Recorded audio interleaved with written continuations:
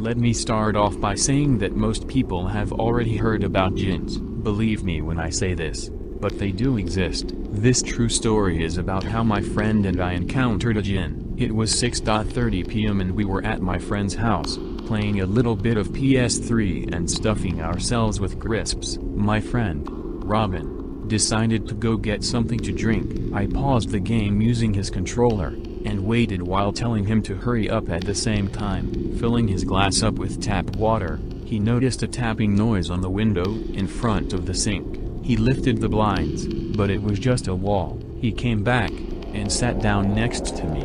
The glass in his hand was shaking violently as I asked him what happened.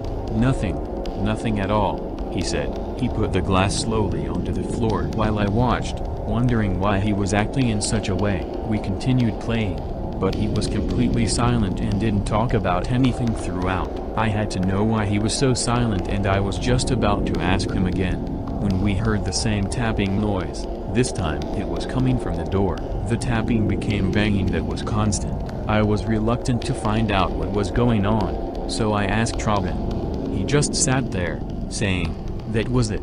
Eventually, I walked slowly down the stairs and to the door. Should I open it? I hesitated a bit. I turned the door handle, and swung the door open. I was greeted with nothing. Closing the door, I walked upstairs when the door burst open. I sprinted upstairs and yelled at Robin to come hide in the room. At last, he actually moved. We locked the bedroom door, and waited. There were footsteps, coming up the stairs. Whatever it was, I prayed it would go away as soon as possible. It stopped moving. Has it gone? I hoped it had, but unfortunately, I was wrong. Instead, it started marching towards the bedroom door. It stopped again and it was right in front of us. The only thing between us was a door. It could easily burst open like the front door. I could barely breathe.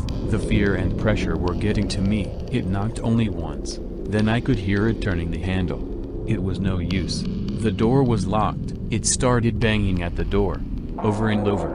I turned and saw Robin standing there, mouthing the words "it's okay" to him. It couldn't enter.